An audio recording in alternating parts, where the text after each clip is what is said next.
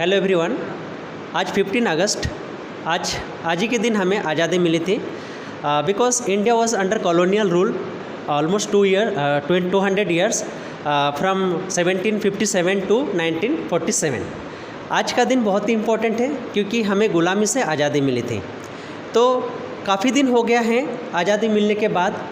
तो हमारा ये मकसद है, हम जानना चाहेंगे टीचर्स से वो किस तरह हमारे देश को आगे देखना चाहते हैं और आज़ादी के बाद हमारा देश किस तरह होना चाहिए। तो हमारा जो गोल है उस गोल को फुलफ़िल कर पाए हैं या आगे हम किस तरह हमारे देश को देखना चाहते हैं। तो हमारे साथ कल्याण विद्या निकेतन के सभी टीचर्स हैं, उनसे हम पूछना चाहेंगे देश को किस तरह देखना चाहते हैं फ्यूचर में।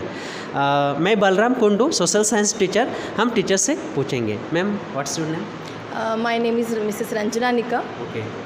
And I just want to say कि मैं इस देश को ऐसा देखना चाहती हूँ जहाँ पे बच्चे को सबसे पहले बेसिक एजुकेशन प्रोवाइड हो। ओके, बेसिक एजुकेशन के बारे में आप बात कर रहे हैं, ठीक है। बुनियादी शिक्षा, हाँ, बुनियादी शिक्षा सभी बच्चों को प्राप्त होना चाहिए। अभी भी हम बात करते हैं डिजिटल इंडिया की, डेवलपिंग इंडिया की, लेकिन आज भी जो दृश्य हम देख रहे हैं सामने, ऐसे कई हज़ारों बच्चे हैं जिनको शिक्षा प्राप्त नहीं हो रही है। अभी भी कई कॉमन सीन हम स्टॉल्स पे देख रहे हैं, चाहे स्टॉल्स हो, गैरेज है, कई सारे छोटे बच्चे अभी भी they are still working on there. So somewhere we are just snatching their basic rights of education from them. So it's my request to the government to do something for them. That is the basic priority for our nation to be a developed nation. Ma'am ने बहुत अच्छा point बताया है। जैसे कि आज के समय में अगर हम ड्रॉप आउट की बात करें, नेट अटेंडेंस रेशियो की बात करें तो काफ़ी कम है। आज प्राइवेटाइजेशन के होने के कारण काफ़ी ज़्यादा बच्चे आ रहे हैं स्कूल में, लेकिन हम अगर देखें जेंडर इक्वलिटी की बात करें, आज हम क्लास में जब जाते हैं तो देखते हैं बच्चे बॉयज़ ज़्यादा हैं लेकिन गर्ल्स उसके हिसाब से बहुत कम है। तो जेंडर इक्वलिटी अभी भी नहीं हो पाया है। There are so many basic problems like cleanliness, sanitation, and due to these reasons girls are not able to go to the school in interiors.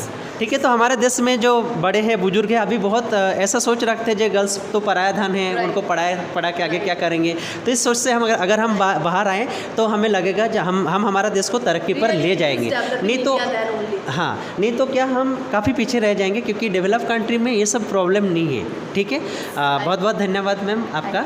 Ma'am, आप क्या पढ़ाते हैं यहाँ पे? मैं हिंदी पढ़ाती हूँ। क्या नाम है? मेरा नाम स्मिता दुबे है। ओके मैम, हमारा देश को आप कैसा देखना चाहते हैं? देखिए, मैं तो अपने देश को विकसित देखना चाहती हूँ, लेकिन सबसे पहले जो हमारे यहाँ पर अभी भी जो एक कमी दिख रही है, हाँ, वो ये शिक्षा में हम किताबी ज्ञान तो दे रहे हैं, बच्चे ले भी रहे हैं, हाँ, लेकिन जो एक चारित्रिक ज्ञान है, हाँ, जो चरित्र शिक्षा है, वो अभी भी उसकी कहीं ना कहीं कमी लग रही है जी। तो हमको बहुत ज़रूरी है कि सबसे पहले हम बच्चों की शुरुआत जहाँ से करें, उनको सबसे पहले नैतिक शिक्षा वो ज़रूर दें। करंट सिचुएशन में ऐसा क्या ज़रूरत पड़ गया जो बच्चों को नैतिक शिक्षा, मॉरल एजुकेशन भी देना पड़े? क्या परवरिश में कुछ कमी है या पेरेंट्स इस प्रकार से उनको घर से ही तैयारी नहीं कर पा रहे? सर, उसमें कमी कुछ नहीं है। बच्चे जो हैं वो पाश्चात्य की ओर जाना चाह रहे हैं, वो मोबाइल से जुड़ना चाहते हैं, सोशल मीडिया से जुड़ना चाहते हैं। कहीं ना कहीं उनको इस बात की कमी है, उनको ये पता नहीं है, इस नॉलेज की कमी है कि अगर हमको सोशल मीडिया ख़राब नहीं है, लेकिन उसमें से लेना क्या है। और जब वो नहीं ले पा रहे हैं, पेरेंट्स भी यही हो रहा है कि थोड़ी कहीं ना कहीं अज्ञानता सब में है, जो कि वो अज्ञानता के वश में या फिर पाश्चात्य के उसमें कि भाई पाश्चात्य में जाना है हमको, या ये करना है, आगे बढ़ना है, इंटरनेट ये वो, लेकिन उसका सही उपयोग क्या होना है वो नहीं समझ पा रहे हैं। और उसके लिए कहीं ना कहीं हमको किताब की ज़रूरत नहीं है नैतिक शिक्षा के लिए।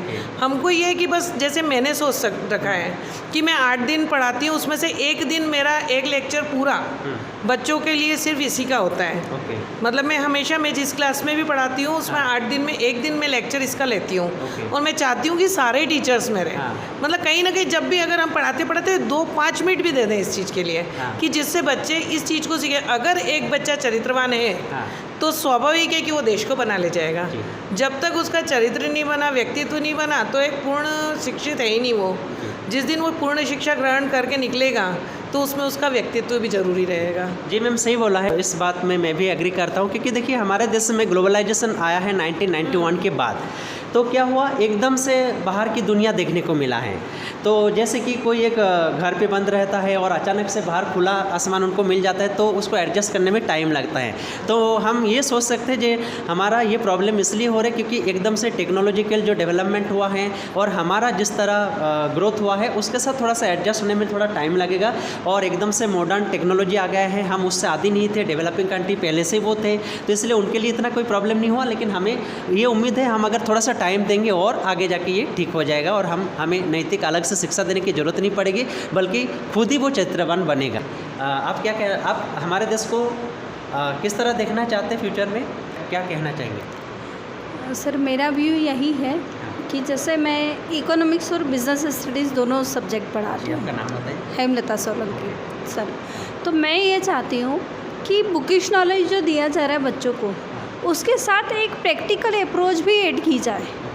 बच्चा प्रैक्टिकली जब सीखता है किसी चीज़ को, तो उसको एक माइंड में कि मैपिंग हो जाती है कि हाँ मैं इस चीज़ को बहुत अच्छे से कर सकता हूँ, he would be confident for that, है ना। तो यही हम चाहते हैं कि जब हम बुक्स में पढ़ा रहे हैं, कंपनी के अकॉर्डिंग पढ़ा रहे हैं, फर्म्स के अकॉर्डिंग पढ़ा रहे हैं, देन लॉज के अकॉर्डिंग पढ़ा रहे हैं, तो बच्चा उन चीज़ों को प्रैक्टिकली जब करेगा, प्रैक्टिकली जब देखेगा, तो उसका दिमाग और ज़्यादा उस चीज़ के लिए एक्टिव होगा। कुछ बच्चे ऐसे होते हैं जिनको बुकिश नॉलेज अच्छा नहीं लगता, बट कुछ बच्चे ऐसे होते हैं जो प्रैक्टिकली एकदम से सीख जाते हैं। तो ऐसे बच्चे दोनों के लिए अगर प्रैक्टिकल अप्रोच लेके आए तो करिकुलम में कुछ एडिशन ऐसा हो कि एक विज़िट हम लोग करें, देन वहाँ पर कुछ कंडक्शन हो एक्टिविटीज़ का, तो वो मज़ा भी आएगा, पढ़ाई के साथ साथ उनको ज्ञान भी मिल जाएगा बच्चों को। तो मैम आप चाहते हैं हमारा जो पढ़ाई है उसके साथ साथ प्रैक्टिकल को और ज़्यादा थोड़ा सा हमें स्पेस देना चाहिए। ठीक है, तो आप तो इकोनॉमिक्स पढ़ाते हैं, बिजनेस स्टडीज़ पढ़ाते हैं, तो हमारे देश की इकोनॉमिक तरक्की किस तरह होना चाहिए आप बेहतर समझ सकते हैं। आप, मुझे उम्मीद है आप बच्चों को इस तरह बताते भी होंगे ताकि ये लोग जो अभी पढ़ रहे हैं आगे जाके उस तरह डेवलप करें। क्योंकि अभी थोड़ी देर पहले हमें कुछ स्टूडेंट से पूछा है वो क्या बनना चाहते हैं मालूम है आपको भी खुशी होगी जानकर। उनका कहना है हम एक इंडस्ट्रियलिस्ट बनना चाहते हैं, ताकि तो हमने उनको बताया कि बिल्कुल बहुत अच्छी बात है। बहुत सारे बच्चों का, बहुत सारे लोगों का क्या होता है हमें कि गवर्नमेंट नौकरी मिल जाए या कहीं नौकरी मिल जाए तो आप नौकरी दिलाना चाहते हैं ना। तो ये बहुत अच्छी सोच है आज के समय में। सर आप क्या कहना चाहेंगे?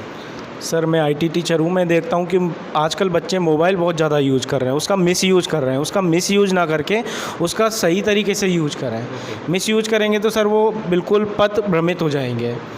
लेकिन सर मैं अगर थोड़ा सा बोलूँ, आपको तो खुशी होना चाहिए, आप आईटी का सेक्टर है, जितना ज़्यादा मोबाइल चलाइए, लैपटॉप चलाइए, बोला कि वो आईटी यूज करते हैं लेकिन मिस यूज ना करें। अच्छा। उसका सही तरीके से यूज करें, उसको अपने है ना कोडिंग वगैरह में यूज करें, प्रोग्रामिंग में यूज करें, आगे डेवलपमेंट में अच्छे से यूज करें, लेकिन मिस यूज ना करें।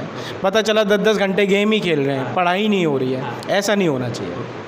तो आपने देखा हम सब टीचर्स का व्यू पॉइंट है, किस तरह हमारा देश को आगे बढ़ाना चाहते हैं। और टीचर्स का बहुत बड़ा योगदान होता है देश की सेवा में, क्योंकि टीचर्स आईएएस बनाता है, डॉक्टर बनाता है, इंजीनियर बनाता है। क्योंकि माना जाता है जैसे कि एक मिस्त्री एक घर को बनाता है, टीचर्स इंसान को बनाता है।